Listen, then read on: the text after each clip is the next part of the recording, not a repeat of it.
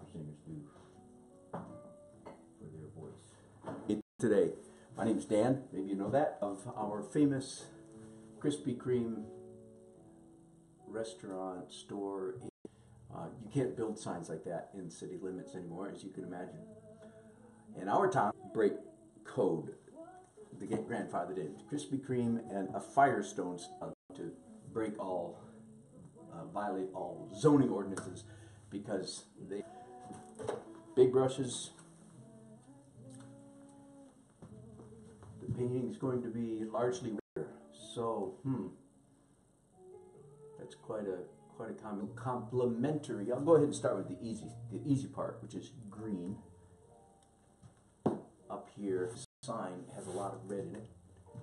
Where that's going to go, and since I've already got green on complement, right? Red, so I put green. Warm, so I put cool. And in this case, I think I'm going to go with phthalo blue. Not cleaning my brushes, just contamination there. Now to you newcomers there, please feel free to leave a chat. I will catch it. I'll catch it eventually. I won't catch it right away, but I'll catch it eventually. So if there's any first timers, let me know what I'm doing. And blue up here, so that suggests orange. Yeah, what kind of marked. Okay, so again, if there's any newcomers, let me tell you what I'm doing. At this point now, I can just do anything I want. Obligatory is out of the way. I think I do want some bright red in there somewhere.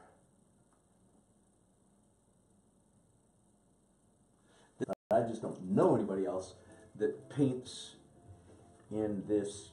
The very first thing I put on the canvas is I create what I hope to be abstract painting.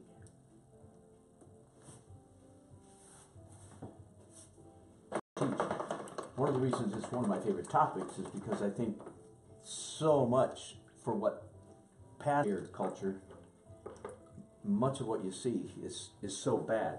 So newcomers, what I'm doing here, a lot of red here, so complement, green underneath. A lot of blue here, so complement, orange and blue down here, complement, opposite. Also, my marks are in no way constant. I'm painting this so you can see that, right? And then compare that to my canvas. Like there's, for instance, it's the opposite in shape.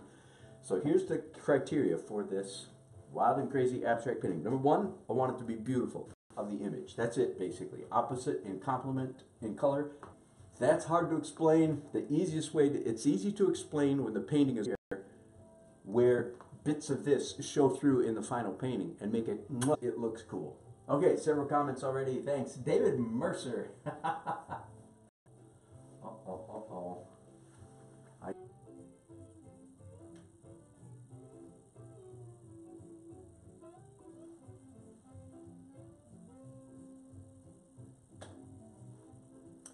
All right, let's see if that works better, okay? Oh, no, it's still waiting for me.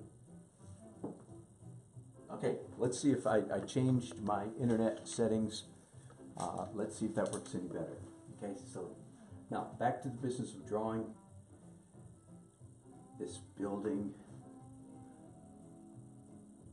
What color do I want to draw it in? I think I'm going to go cerulean or phthalo. That was a funny Freudian slip. Cerulean and phthalo are fairly closely related, especially in some manufacturing, some paint companies.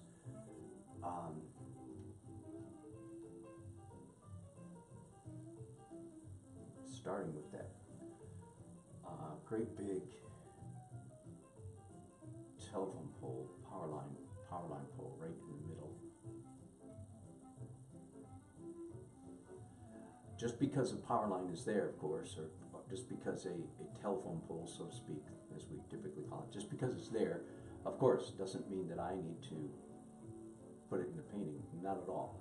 That's a decision, and sometimes we as artists, we decide, yes, I want that pole in, and sometimes we decide, no, we take it out. It depends on just texture of the painting, what kind of atmosphere we want the painting to convey. The presence of those pools, in my mind, conveys a more realistic impression. It's like an urban setting. There's an urban feel to the painting, which is certainly appropriate because this is an urban scene. So let me see. Do we have right? Am I broadcasting now? You see, a few minutes ago there was a problem with my connectivity, and I switched internet settings. Somebody let me know if I'm broadcasting consistently now, if you would. Right? Good to see you, my friend. Right? Doesn't need to watch me. He knows everything I'm going to say. As do some of the rest of you. Good now. Okay, thanks, right? Appreciate it. Hope it stays that way.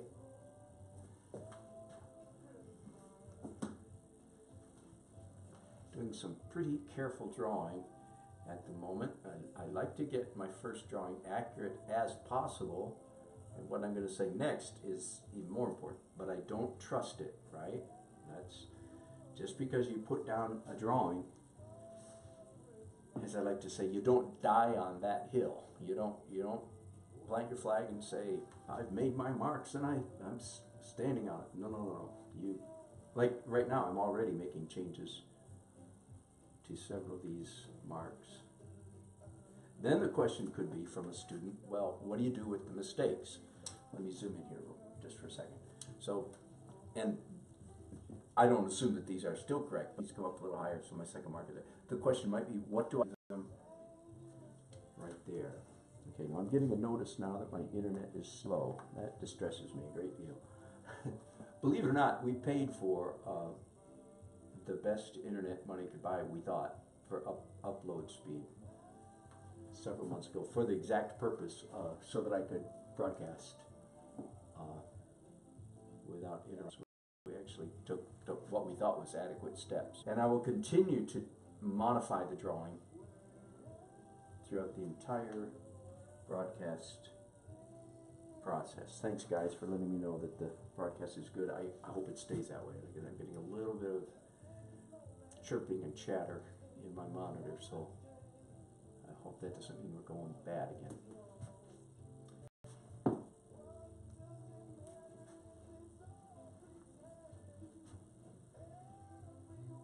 I'm changing my drawing again. I don't usually go through quite this many modification of this famous sign. It's really the focal point of the painting, and it's in the right position for a focal point off to the side, as long as it's got some other things pulling the focus back here, which of course is the case. It has the rest of the restaurant is down here, of course.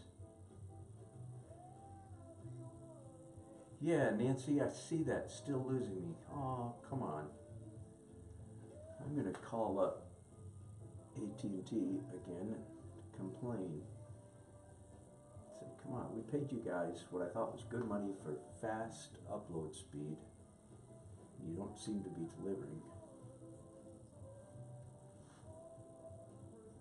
I am so sorry about that, you guys. So the jitter that I'm hearing is what you're getting, evidently. That dismays me a great deal.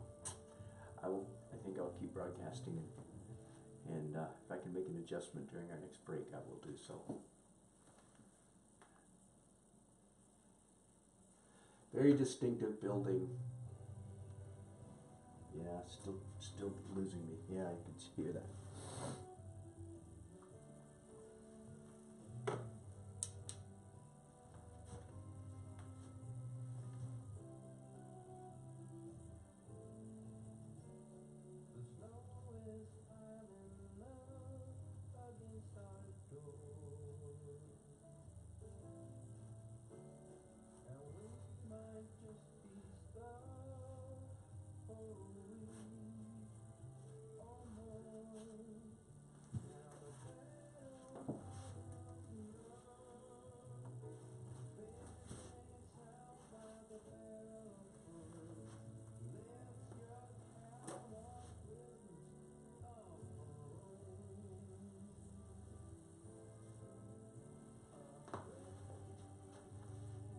Now, when you put in a big, strong, up-close vertical shape like these two telephone poles, I'll just call them telephone poles for want of a better, more accurate term.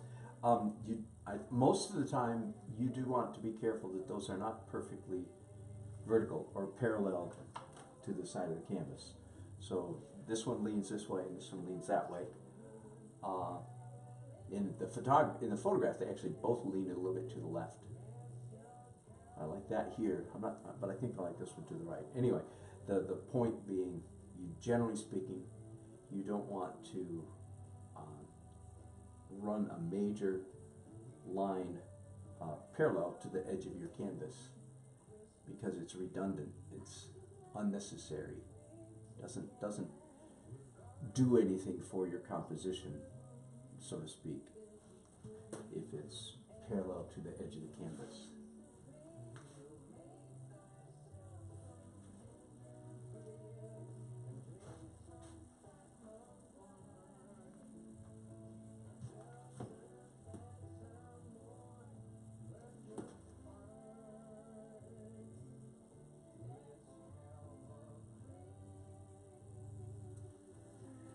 Yes, David, let me ask you a question. Yes, as a matter of fact, I am the only person home at the moment.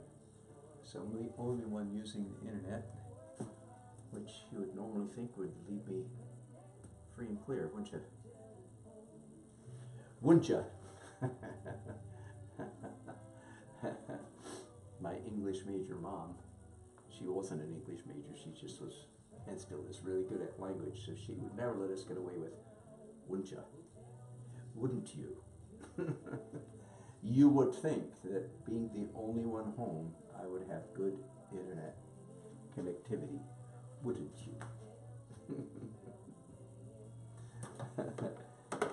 Some of you know what I'm talking about. Those of us who were raised in homes by parents who spoke, you go ahead and use the common vernacular, proper English, even though I know the language anthropologists at the university would quibble with my use of that language. I'm going to use it anyway. Linguists notwithstanding. Anyway, those of us who were raised in homes where parents used proper usage were given a great advantage in life, actually. So those of us who were corrected by our parents for, we can speak sloppy if we want to, right? I could say wouldn't you if I want to.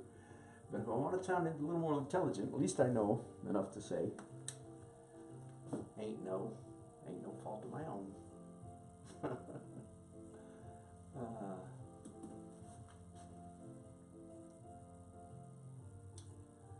I am, good question, David. That's what I switched over a little while. I was going direct from my camera to satellite, or camera to tower, so to speak. And then I switched to Wi-Fi. So it was not working when I was just going directly. My camera creates its own hotspot, and that's why it's designed. And that's how I started out, and then I switched from that to my home Wi-Fi, and I have had AT&T test.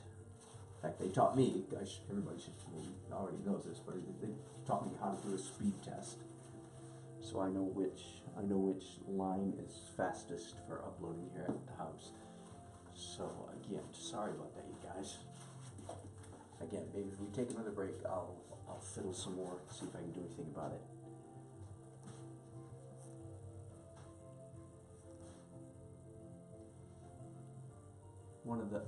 I took this picture myself, as maybe the 8th time I've done this scene. The morning sun rises behind us, and it looks nice with the sun on the front, but this is an evening shot with the sun behind us.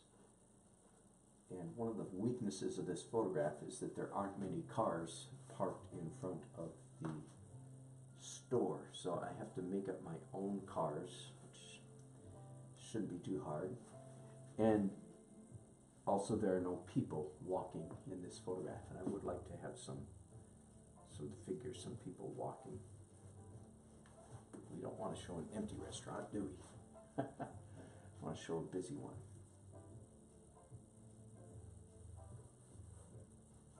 I'm sure the first time that I did this establishment, this Krispy Kreme restaurant, was probably about 14 years ago. I had no idea I was going to end up doing it so many times. It would be such a popular subject matter.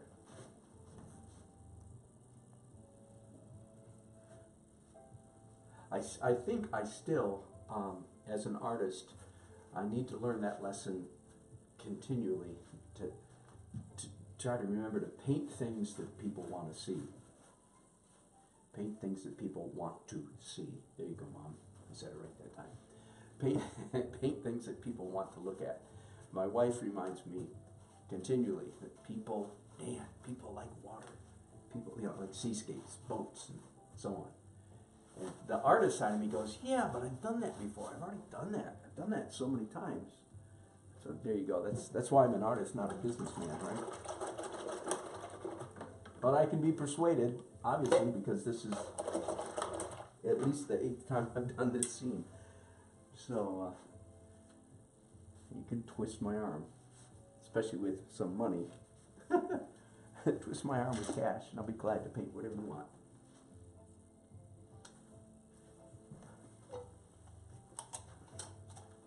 I'm going to take these big brushes and just aid my drying process a little bit by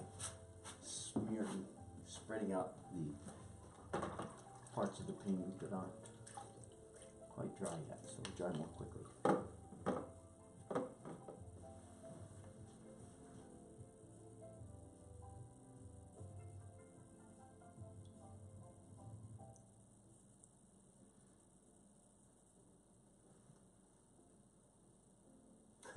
David comes up with a great idea. Thank you.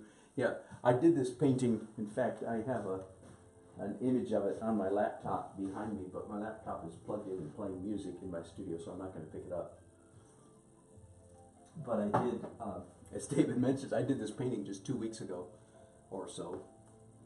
And good idea. Do the traffic light a different color. Good idea. Well, 2 weeks ago it was green. Great idea. I'll make these red, so there's a little more distinction between them. I'm going to go with the unusual order right now. I don't usually go to white quite this early in the process, but I'm going to change it up a little bit. Every painting, every painting is a little bit of an adventure, a little bit of an experiment. This is not unheard of, but it's unusual for me to go to white this early. A little bit of a mess here. My paintings just, canvas is a little bit messier than I would like, a little bit darker than I would like. So I'll lighten it up and go to my first white layer earlier than usual. Now, I do think I'm still on, for you regulars who follow me, I am still on this quest for don't overpaint. Don't paint too much. Now, and again, those of you who are painters understand this next statement, easier said than done. Just because you say, I want to get to the point where I'm doing something, whatever that may be,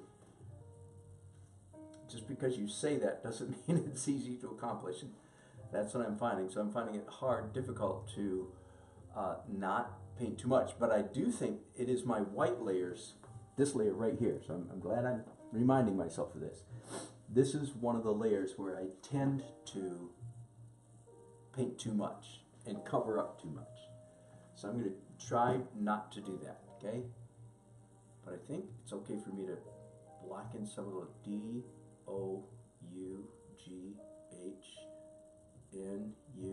T-S. Oh boy, came out just about right. So that gives me roughly the spacing, the size of those letters. Donut spelled the old traditional English way, not the short corrupted way. Speaking of language, we were speaking of language, weren't we? I was talking about my dear mother and my dad too. By the way, I don't give him enough credit.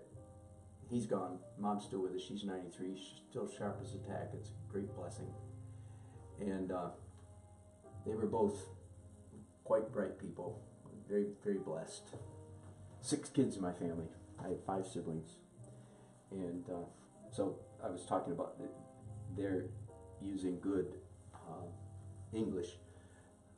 Really sets you up. You don't have to unlearn a lot of what you learned. If you're brought up in that kind of household, normal grammar comes easily to you because what sounds correct is correct.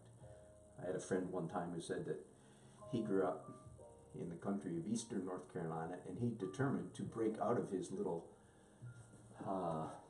cultural ghetto, and he decided that he was going to learn to use proper, good, correct English. And for him, every time he took one of those tests at the university, English tests, if it sounded right to him, he knew that meant it was wrong. I've always, Ernest Silver, my dear, the voice of an angel. I remember that so well. What a funny and apt description. He said if it sounded right to his ears, that meant it was the wrong answer. So go with the one that sounded wrong to him, because that would be correct.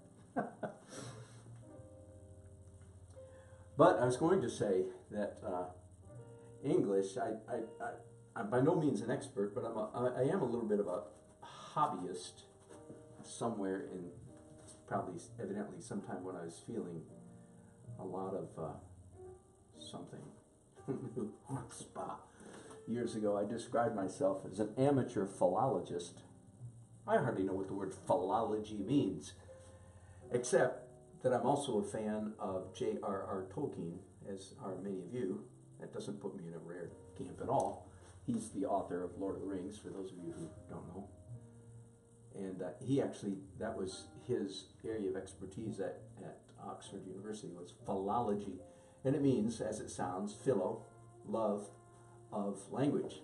Love of language. And it was the history of language and how language works. Years ago, or more, 25 years ago, when my kids were little, we picked up a book. It was called the History of the English Language. No, History of something like that. Anyway, something like that, close enough. And it gave a delightful description of how language changes through time. And I will condense that what I read in that book down to this year, unless you belong to the Muslim part of the world where it's against the religion for language to change. Oh my goodness, I guess I shouldn't be laughing. Never mind, I am laughing.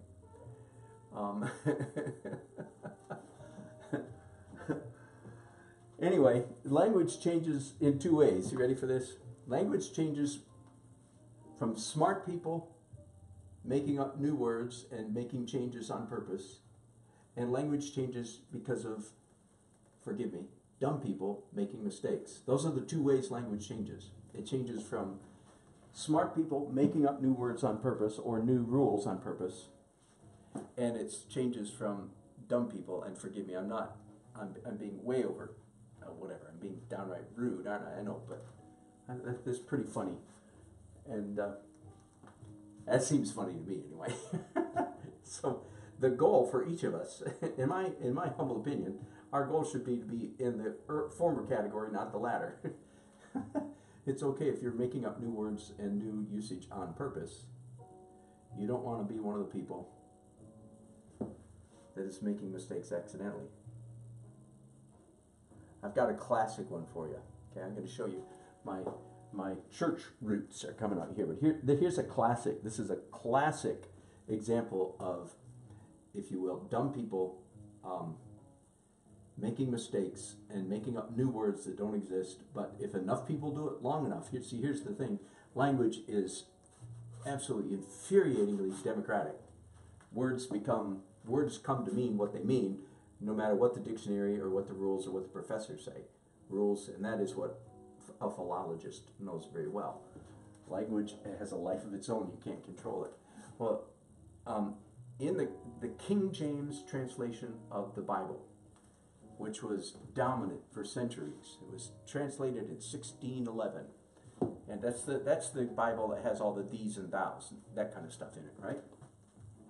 Well, in the King James version of the Bible, and is anybody watching? Yeah. This don't get nervous. We're not going into religion here. This is just philology we're discussing here.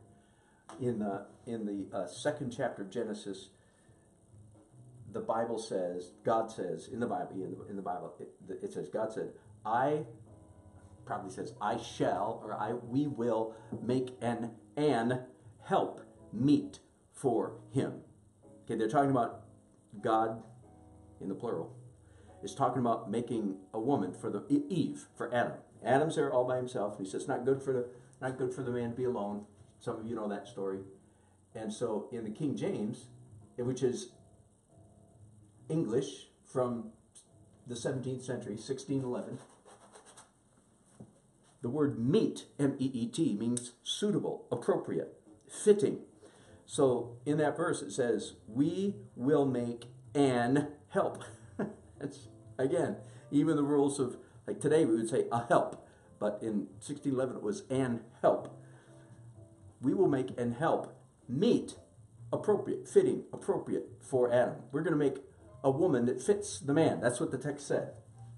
I'm just having fun here because I think this is so funny. And my mom was on a crusade to try to educate the entire Bible-believing world for most of her life, and still is, no doubt, trying to correct everybody, and I sort of agree with her on this one because it's embarrassing.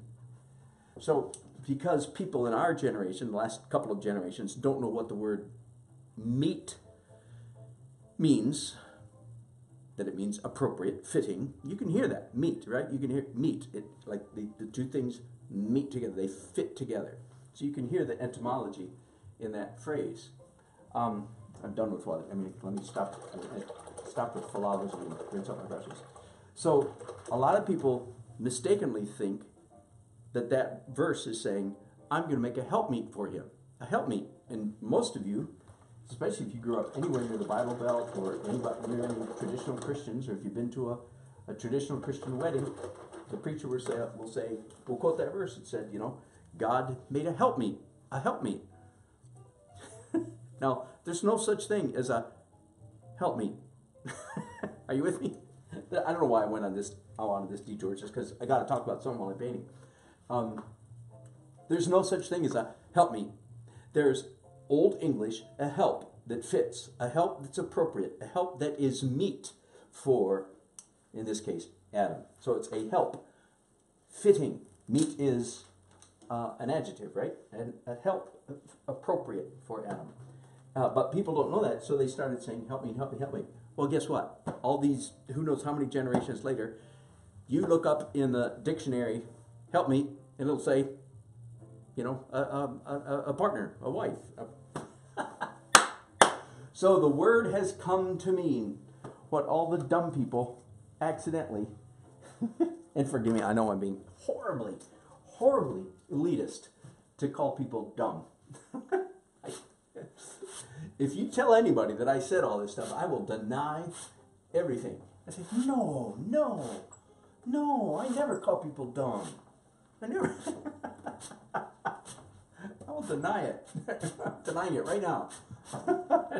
No such word ever passed my lips. Oh my goodness. Anyway, so language moves because of smart people making up stuff. Like every year, new words get added to our dictionary. Lexicon would be the more smarter word for me to use. Every word, every year, and they're technology words. you know, Skype is now a verb, you know, to call somebody phone or whatever. I'm making that up. I don't know if it's a word yet. But. And there's, of course, the scholars and the experts disagree as to when. I know over there in Oxford, probably somewhere, for the Oxford Dictionary, they have great big arguments, great big committee meetings about which words should be allowed in and which ones not. But at some point, they look at their phone and look at their watch, and say, well, people have been saying help meet for 75 years. What are we going to do? So then they cave in and say, okay, help meet means spouse. I don't know how I got on that, but darn, wasn't that fun. And they got me through the white stage. Now we're just waiting for this to dry.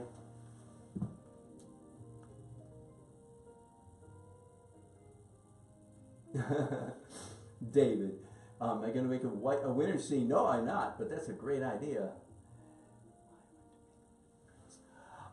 No, David, when to make limited prints? That's a good question.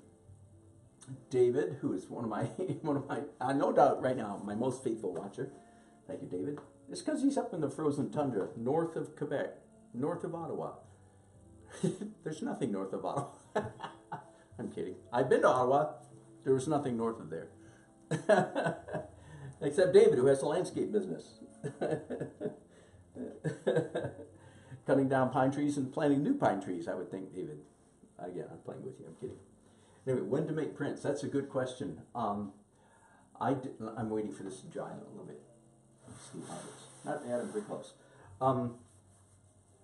Everybody has to make up their own mind. I was at a big artsy-fartsy conference a couple years ago, and they had a bunch of big, rich people in a panel talking to all us artists. This was in Dallas.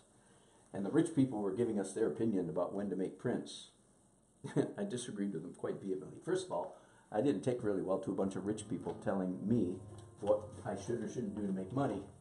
Now that they've made their millions, they said, no, don't make prints because that devalues the value of the original. To which I wholeheartedly disagree. Think about it. If you could get your hands, let's just be ridiculous, if you could get your hands on an original Thomas Kincaid, would that painting be worth more or less? The answer is obviously, the answer would be worth a lot because he made 1 million prints of it. And you'd have the original. Whereas if you had made no prints of it, it would be worth less because it would be one of his unknown paintings. Now, that doesn't say that I'm as, of course, famous as Thomas Kincaid. Oh, would that were the problem at hand, but clearly it's not. Anyway, so I disagree with that you shouldn't make prints. I decided several years ago, and it was just a conscious business decision. Scratch my chin, think hard, seek cosmic guidance. And I decided to make prints of all of my good paintings. Basically, all of my paintings that I really like are available or going to be available or should be available. They're not, but they should be. As much as possible, I make them all available at Fine Art America. Now, it used to be art.com. I mean, the art.com used to be the big dog. And for the last several years, Fine Art America has been. So, yeah, again, if this painting turns out particularly well, as I certainly hope it will, I will be taking pictures of it. I've talked about how to do that. I've talked about how to edit it in Photoshop. And that's just a business decision on my part. Now, not all my galleries agree with that, but if I had a gallery that was paying me enough to live, I would pay a lot of attention to what they tell me. But I've never had a gallery anywhere close to that, anywhere even remotely close to paying me a living wage. So they don't have the authority, obviously, to tell me what to do. I like my galleries. Don't get me wrong. I'm good friends with all of them, but I don't go in and announce it. I don't take a painting and say, "Here's my latest painting," and oh, by the way, it's signed Fine Art America. Does that make sense? So if they watch this video, they go, "Hey, wait a minute." I contend, though, that if one of my paintings became uber famous on Fine Art America, and I made $1 million from one of my prints, from a print, that the original would skyrocket in value. fact, I have a friend who, you can Google him, his name is Drew, D-R-U, Drew Blair. When I moved to Raleigh in 1989, I joined the local illustrators group, and I met Drew there. And this is in so I was active in that group from 1989 till 1996. And that's where I met Drew Blair. You can just Google him.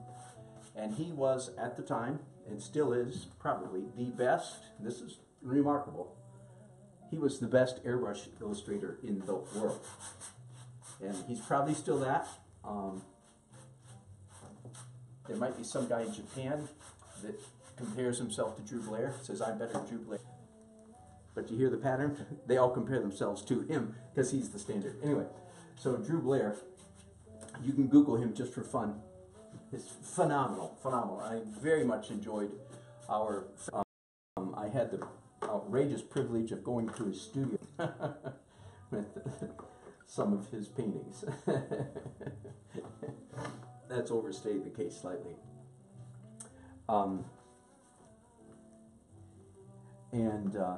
He did a painting of I forget the name, F-16, I think it was F-16. Military aviation was his forte. Fighter planes was his forte.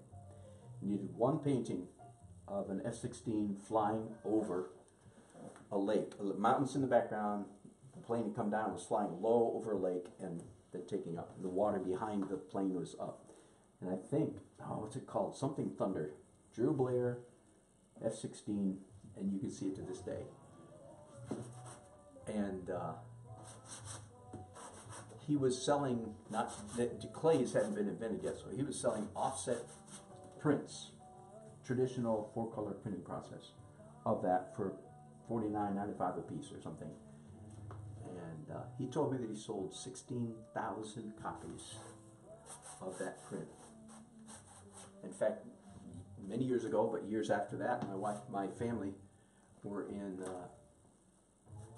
just for fun, we were in Dayton, Ohio. We visited the Wright Air Force Base and walked into the museum store, and right in the entryway, first thing you saw when you walked in the store was this print by Drew Blair. Not the original, print. Okay, so he made over $1 million on one print. How much do you think the original is worth? Now again, of course, I'm not uber famous like that.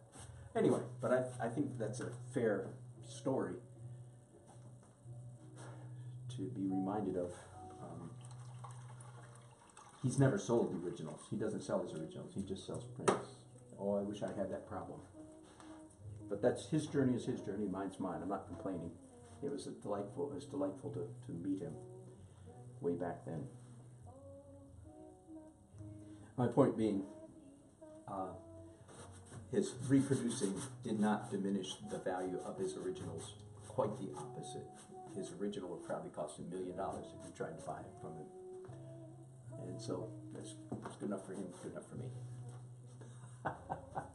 That's putting it that's a dismissive statement, putting it way too simply.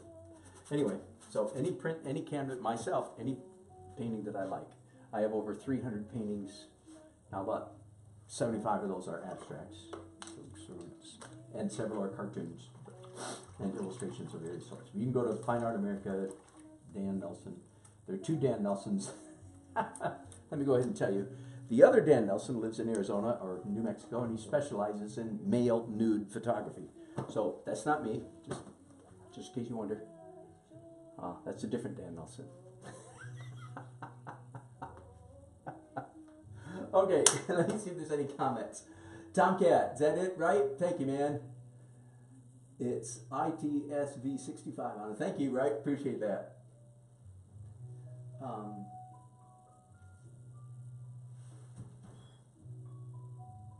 Yeah, he has one original on his site for $45,000. That sounds about right. Thank you, John. Right. Anyway, so that's my answer. It's retirement eventually. Of course, all that is predicated on the notion that I got on reproductions, but they're there. Fine Art America deals with all the stuff. They print, they ship, they charge sales tax, they do everything that needs to be done, and they just send me a check. And so I like that pretty much. Good question. Okay, time for a little break.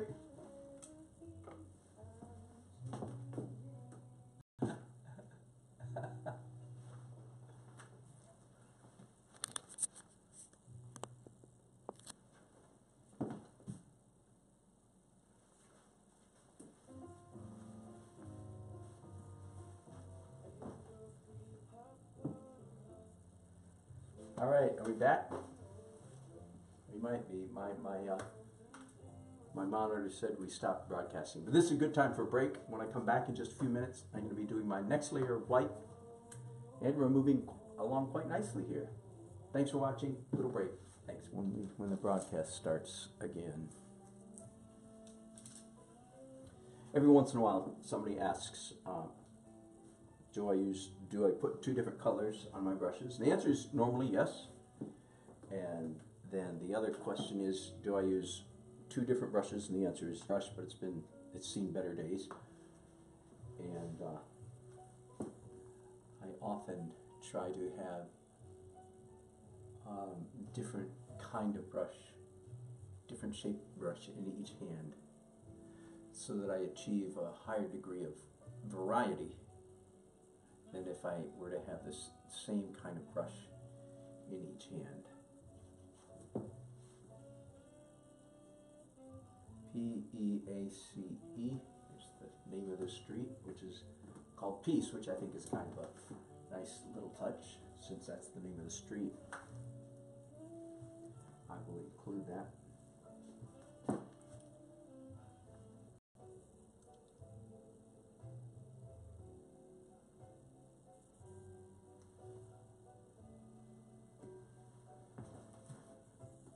Are we running good?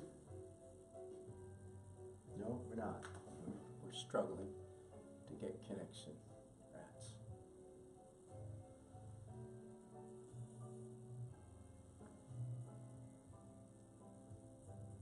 Still working on it.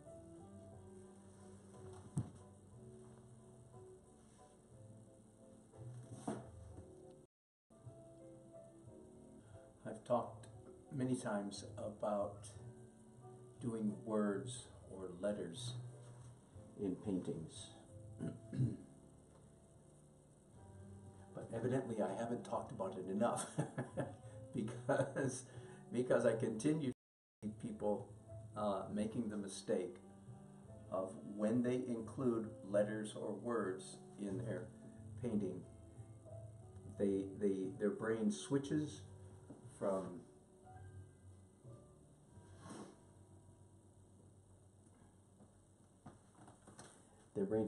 from painting to penmanship, and they just write the letters. Oh, this is easy, they say. Right. And thereby making a huge mistake, because the penmanship strokes don't match all the rest of the strokes in their painting. Does that make sense to you? You don't want, once you've established for your viewers the planet that you're proposing, so to speak, the world that you're proposing to them. Once you've established that, you don't want to violate that and then incorporate marks that look like they belong on a different planet. So you don't ever write letters unless you're doing a hyper-realistic painting. Then that's a different matter. And even then, then you have to get a whole lot neater than penmanship. I need a brush handle to scratch with right here. Krispy Kreme. Oh, I missed this. Is too dry already. Darn, that acrylic dries fast. Doesn't it? Acrylics dry so quickly.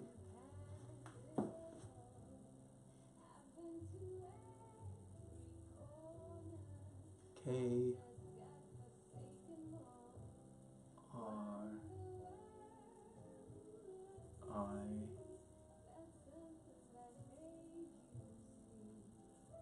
S P roughly close enough for now. I'll make corrections later. Even the lettering, the style of hand lettering, quote unquote hand lettering in this sign is so characteristic of mid 20th century. Those of us who have done any graphic design would recognize the datedness of the letters here.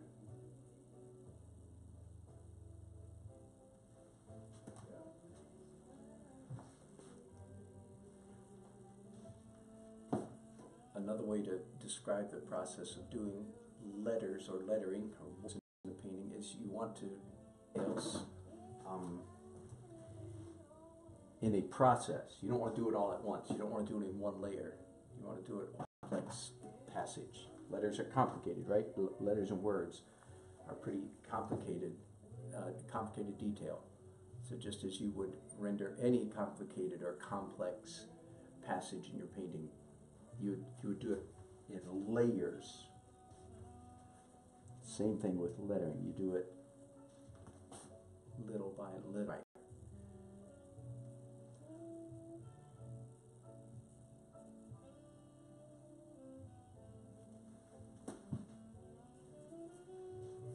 So this is I think the third time I've tackled these letters.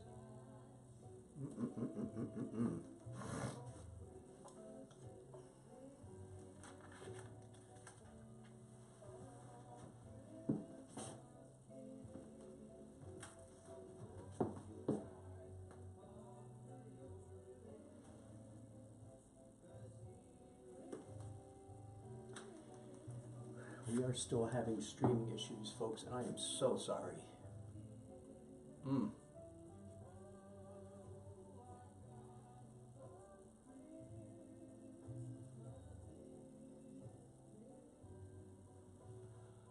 Coffee, C-O-F-F-E-E.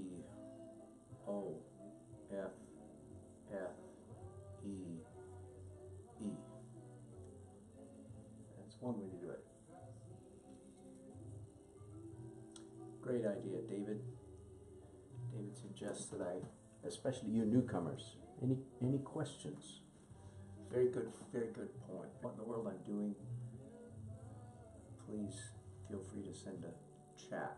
I'll catch it in a minute. Won't catch it immediately, but I'll catch it in a minute and be glad to respond to those kind of questions.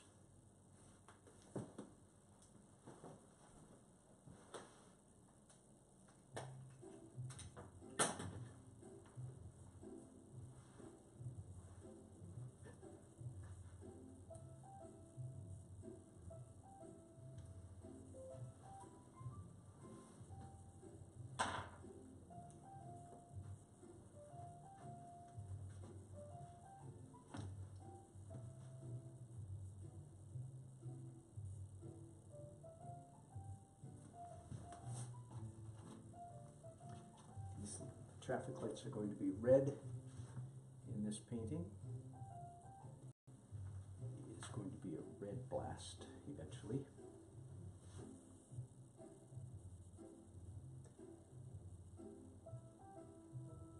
And I like the idea of having some to the front tail lights.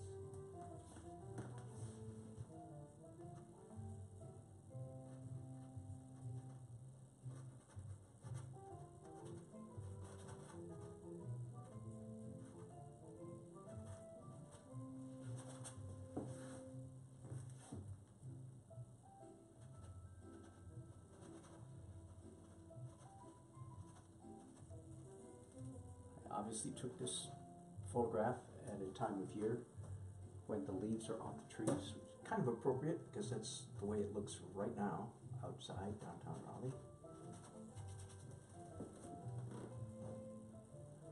Generally speaking, I prefer painting scenes with bare trees rather than trees in foliage. Generally speaking, I think the bare trees are more interesting. Plus, now they're not blocking much here, although these trees now, this tree would be blocking a lot. But if there are trees in front of the you know, the buildings you're painting, obviously you can't see the building very well through the trees. So I tend the leaves are coming back on the trees. I'm getting sad. Rather Scrooge-ish of me, don't you think? Oh no, the leaves are coming back on. Oh, why can't it always be dead?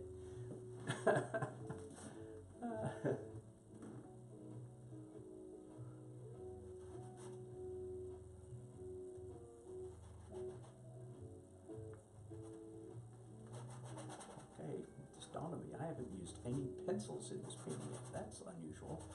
I will rectify that here in just a moment. Usually you do pencils early in the process.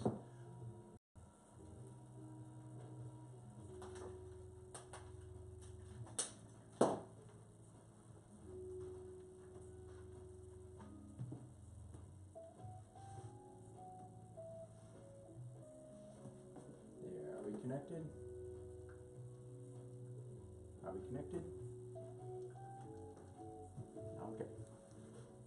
I think we're good. Now, let's take another whack at the word donuts here. Oh. It looks a lot. H.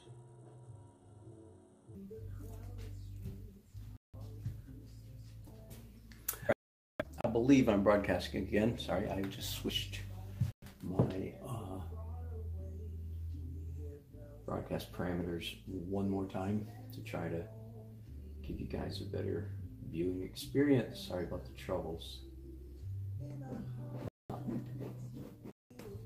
Not unmindful of the irritation of that. It's a good thing we're getting all this stuff out of the way before I get famous, isn't it? She boy.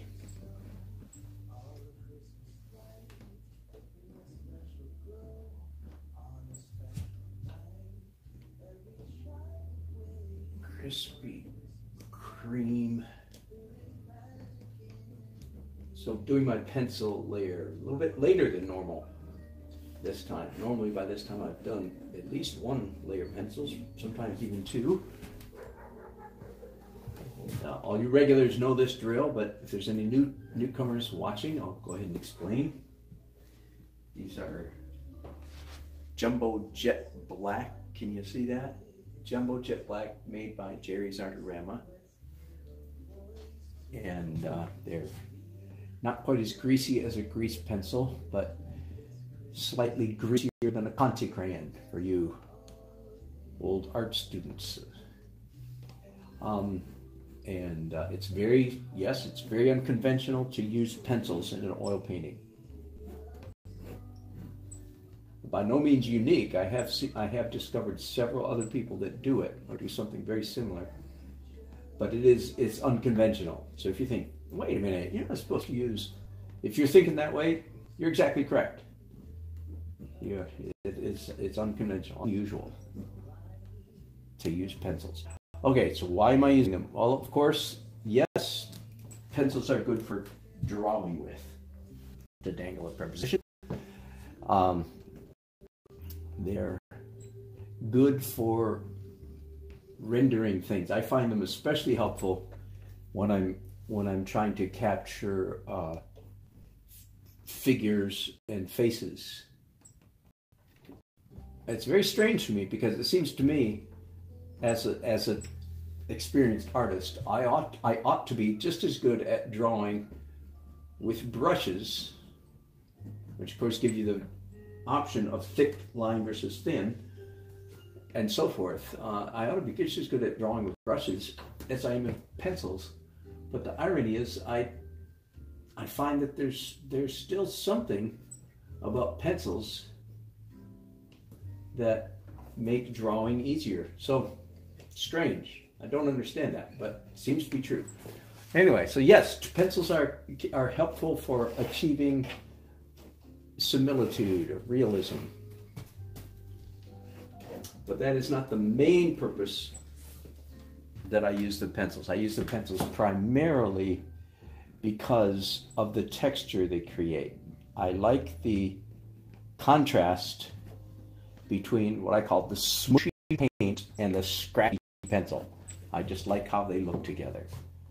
And again, to finish the story a little bit for anyone newcomers, I stumbled on this about 3 years ago when I did a whole bunch of I just discovered a correction I want to make here. This coffee sign needs to come down a little bit further.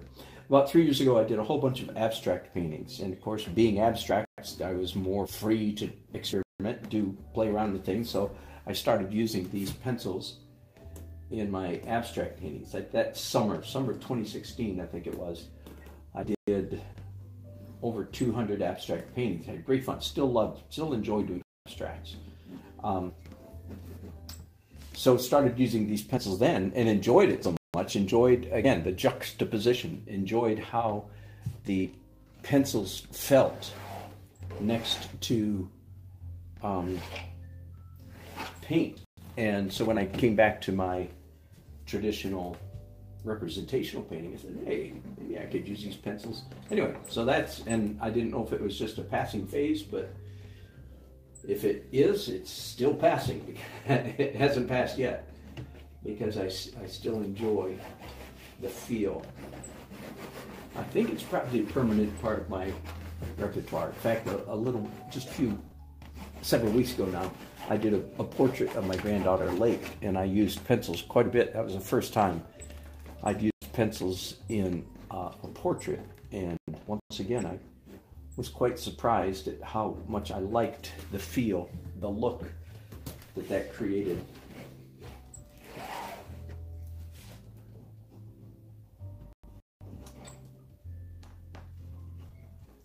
A couple of figures there, a row of cars here.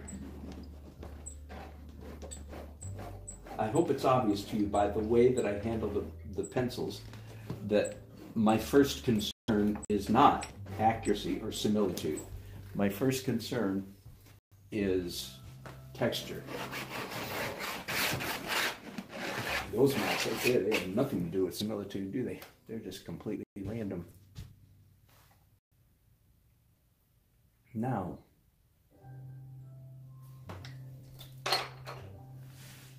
I'm asking myself if I'm ready to go straight to oils, or do I want to hang out in acrylics a little longer? Let me give you my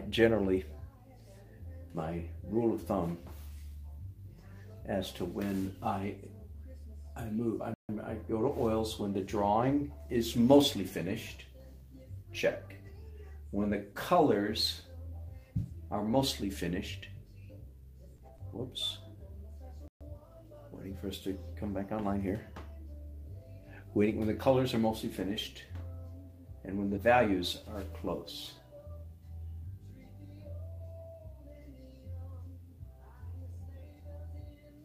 Nope, and the colors, the values, I need quite a bit more dark in here. So nope, let's stick with the acrylics for a few more minutes. One more, and I say one more layer. If I do one more layer of acrylics, it means I need to do at least two, because I always end with white. So if I do dark glazes right now, then I need to do light on top of that. So that's exactly what I do. The color that I want is more warmth. That is yellow-orange. And anytime that I want a particularly thin, controlled glaze, that is, I don't want it to just all run off the canvas because it's mixed with water, I'll use medium.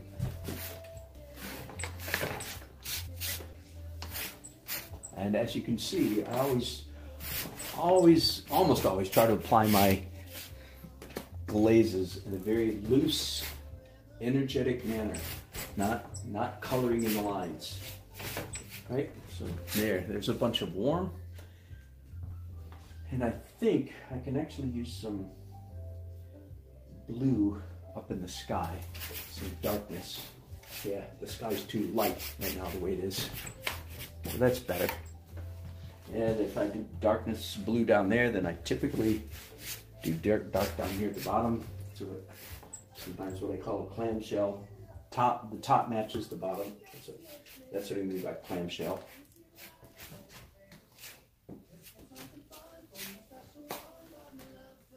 top tends to match the bottom. Tends to, not. It's not a rule. That's just a guideline. Can keep that in mind. It can help you sometimes with your composition. All right, I think that's good. I'm going to do some smaller brushes and do a few dark details. Then I'm going to do white. Then I'm going to go to oils. And I'll take a break. I switched my technology again, and I hope that I'm broadcasting all right. Looks like I might be. Feel free to ask me a question if you're watching me, but especially if you're a newcomer. Welcome to my channel. I hope you find it informative and entertaining. I'm liable to go off on any topic, artistic or not, without a moment's notice. So if that drives you crazy, you won't be long on my channel. Sorry. Sorry to drive you crazy, but that's just the way it goes. So I'm interested in a lot of things in life besides just art. And sometimes when I'm painting, it's fun to talk about other things.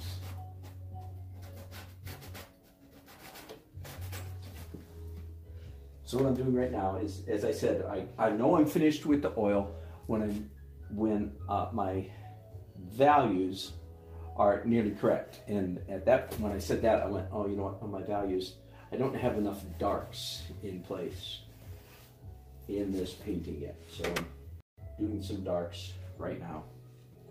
And then I said, if I do more darks, then that means I'm not done with the acrylics then either, because after doing darks, I need to do whites. I always do whites last before I move on to the oils. Really identifiable as cards, and I think that's all right with me at the moment. It's okay with me if they're barely identifiable. Telephone pole. Let's do some more tree limbs up here in the sky.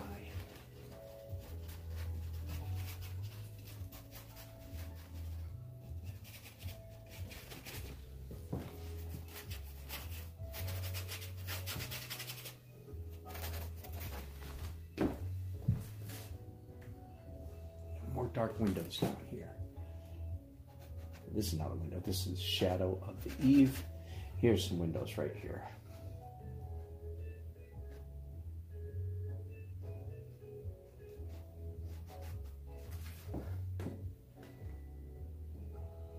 And dark parts of trees.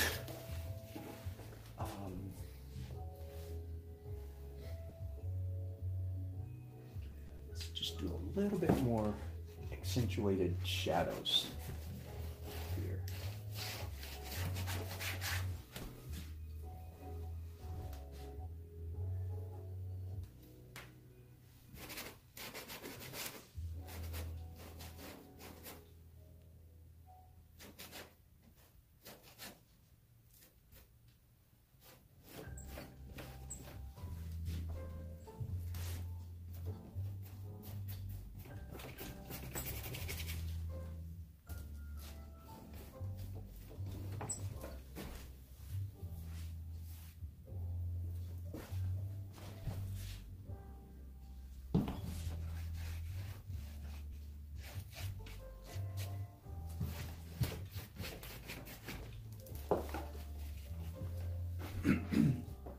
All right, I feel like the composition is beginning to cohese now. This light area right here in the middle, especially here and here.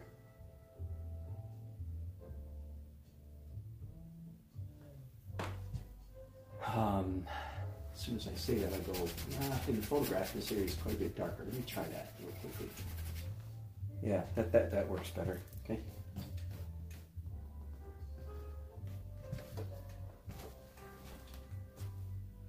Okay, so I don't have to wait for that to dry now. I can go straight on ahead and do my last layer of white.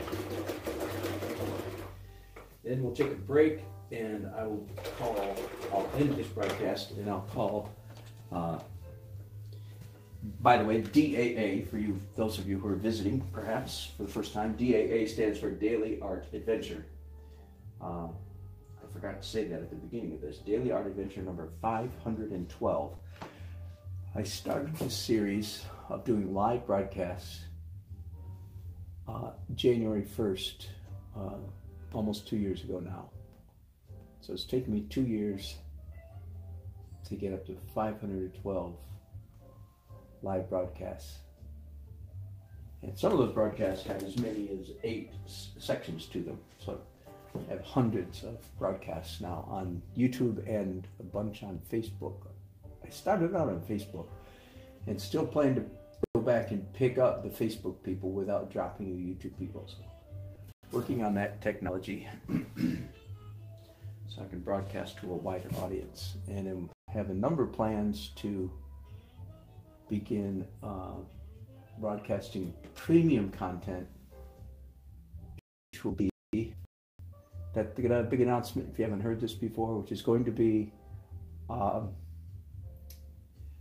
book. That is not going to be a video book instead of a book. I'll worry about the book part later, but it's going to be, my book is The Breakable Laws of Painting.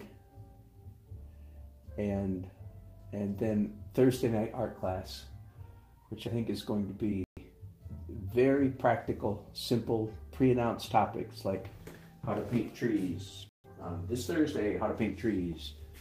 And next Thursday, how to paint people. That's not quite that simple. I mean, I can't do people in one episode. I'll be months and months and months working on people. But anyway, that'll be a premium content for those of you who want more specific instruction. And also in those classes, I will be responding to your artwork. You will send me, yes, you will. News here, newsflash. You will be sending me your images of your paintings, and we will work on them together. I will actually print out a copy of your painting on canvas and give you gentle suggestions for what I might do if I see any improvements. If I can't see any improvements, I'll be honest about that. If Richard Schmid signs up, I will not give him any advice at all. Wouldn't that be funny? Here's a little correction here. I realized just a minute ago that this part of the sign needed to come down a little bit further down than it was, so making that correction now. Yeah, all of a sudden this painting is beginning to take on. Let's see, do I have any comments? No. Oh, stream resumed. My goodness, says here I was not broadcasting for a while, so I was afraid of that.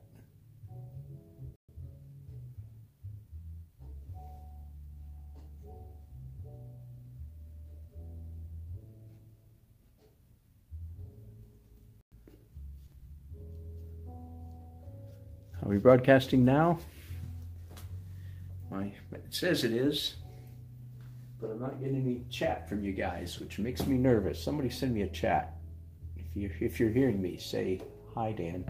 Just say hi. I would appreciate that. If somebody would do that, just let me know that my chat phone is working.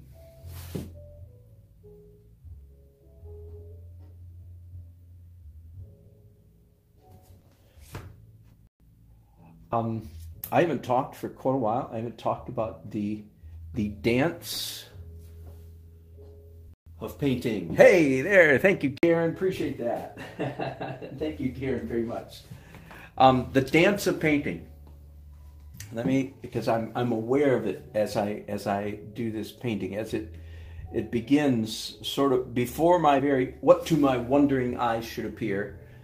But a decent painting seems to be emerging on the canvas. That is, by the way, how it feels, I think, to be a good painter, is a sense of a wonder, like, wow, this actually looks like it might work. Something's actually happening here.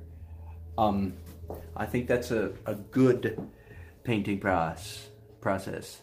Natalie also, and Raymond says hi. And Wright tells me it's in and out. Yeah, I was afraid of that.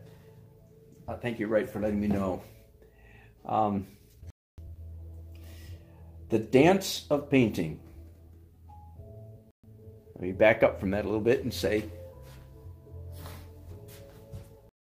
all good paintings are the result of a good painting process. Now, you might say, what do you mean? That's obvious, isn't it? No, it's not obvious. Let me explain what I mean by that. Many beginners have the faulty notion that good paintings are the product of good painting. What I mean by that, many students think that good paintings are the result of taking a paintbrush, sticking it in the paint, and controlling the dang thing. Stick out your tongue and putting the paint exactly where you want it. That's what I'm at this sentence. That's what I'm calling painting. Many students think that good painting is the product of, okay, I'll call this hard painting. They think good painting is a result of hard painting. And that's what I'm trying to, that's the misnotion, the misimpression that I'm trying to shoot down here is that, no, painting, good painting is the result or the product, if you will, of good process. And now I'm going to use an analogy. So what is a good painting process? I have an analogy for that, a word picture. And that is that a good painting process is a lot like a good dance. And here I'm using the word dance sort of in the sense of a Broadway musical. A dance that is choreographed. I don't mean a mosh pit dance. I don't necessarily mean a ballroom dance, unless you're Fred Astaire and Ginger Rogers. A good dance has a variety of steps. A good painting has a variety of strokes, a variety of marks. A good dance has a variety of steps. It's not the same step over and over and over. Get the picture? That's bad dancing. That's the way I dance. I'm not a good dancer. But if you're a good dancer, especially if it's a good choreographed dance, again, thinking along the lines more like a Broadway musical kind of dance that someone works out all the steps ahead of time. There's one kind of movement, then another kind of movement, then another kind of movement, and another, right? Some of them are repeated, of course. But they're repeated in a tasteful manner. Okay, so my analogy, my word picture is that good painting is a lot like a good dance.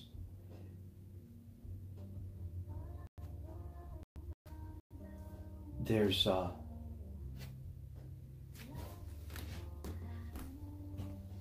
one kind of mark, then another kind of mark, then another, then you go back to the first one again, then you get to the second one again, and so on.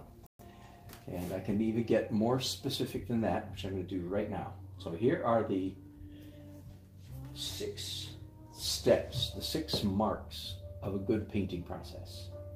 Ready? They are large steps and small steps, using the idea of a dance as an analogy. Large steps and small steps, light steps and dark steps, and realistic steps and abstract steps. Let me say those again. Here are the good steps of a painting process. Large and small, light and dark, literal and expressive, or literal and artsy. I'm nervous about the word expressive because too many people think that art is about self-expression. That misimpression is ubiquitous in the Western world. In the last, the art is not about self-expression. I'll avoid that detour for now. I've taken it many times in the past. I'm not going to talk about it right now. So those steps again, good steps of painting. Now I'll stop using the word steps and I'll use the word brushstrokes. Light marks, light brushstrokes, and dark brushstrokes. Light value and dark value. Light color, dark value. Got it? So those two that's a couplet. Light and dark, large and small, literal and expressive. So there's 3 couplets. So if you have a good process, a painting process, you're going to be probably going back and forth between large steps, small steps, light marks, dark marks, and literal marks versus expressive marks. Right now, what am I doing? If I were to continue on this vein, light, literal, and little, for too long, my painting would suffer. So it's likely that my next step, the next layer in my painting process is probably going to be something dark, something large, and something expressive, or at least 2 of those 3. Why? Because that's the opposite of what I'm doing right now. Right now I'm doing light, literal, drawing fairly carefully, light, literal, and small, little. I use the word little so that I have alliteration there. Does that make sense? So since I'm doing that now, there's a good chance that the next thing I do, the next step in my painting process, will be in contrast to that. Otherwise, if you do the same dance step over and over and over and over again, you're not dancing, you're just jumping up and down. I can't use that word picture. So if you have a good painting process, the painting begins to emerge on the canvas, sort of its own volition, so to speak. It seems to appear as if by it, I mean the goodness, the quality, the intrigue, the interesting. Anybody can throw paint on the canvas. Does it begin to look like an interesting thing? And this is turning into an interesting thing. And again, the way that feels from the artist's point of view is, wow, I think this might actually work. This might actually look like a good painting. Doggone it, it might work again. But I'm not forcing it. I'm allowing the painting to happen on the canvas. I'm not white knuckling it, forcing. I'm not arm wrestling the painting into submission. The canvas is the boss. I'm just gently guiding, suggesting things to the canvas here and there and here and there. Say, how about if we do this? How about if we do that? How about if we do this and that? And if my decisions, if my dance steps if I make enough good decisions, then a good painting will begin to appear on the canvas. If I make too many bad decisions, a not so good painting will appear on the canvas. At the moment, things are looking up. The composition is basically sort of a capital C. Light, light, light. And having said that, that makes me think, okay, yeah, that's a good idea. And I'm going to bring a little bit more light down here into the bottom of the C. That was a compositional decision, not so much a literal, although it is reflected, as you can see.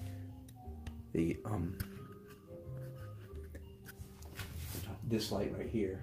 There's no cars in this painting, which is a weakness. But this light, there is light there. So that's what I just decided to add to my painting, again, to create a cohesive composition. I've talked often about composition. I'm not sure that I want to get into it all again right now, but basically, real quickly, a good composition is one in which the major light or dark areas can be described in one word. It doesn't have to be both light and dark described with one word. And I just did that for you. I just said that the light area of this painting is like a capital C or a horseshoe. So that means it's a decent chance that it's a good composition. It's not a guarantee, but there's a decent chance that it's a good composition. If the light and dark areas, either one of the other cohesives, hangs together as an identifiable shape. And I think, actually, a little bit of light right here. You might want to call it something else, but can you see that? And it gets dark right here, but it's light there. So I feel like this is light, this is light, this is definitely light here, and then here. So chances are it's a pretty decent composition. Again, it's not a hard and fast rule. There's still plenty of room for me to screw up here, in case you're wondering.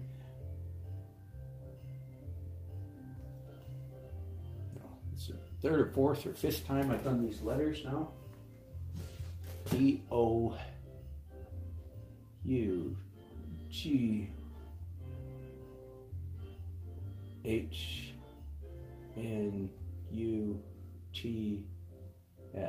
There we go. Each time I do it, usually it gets a little bit more realistic every time I do it. All right, I think I'm ready to stop the acrylics and move on to oils. So I'm going to take a break. This is going to be the end of part A. I'll do Daily Art Adventure 513B will be my next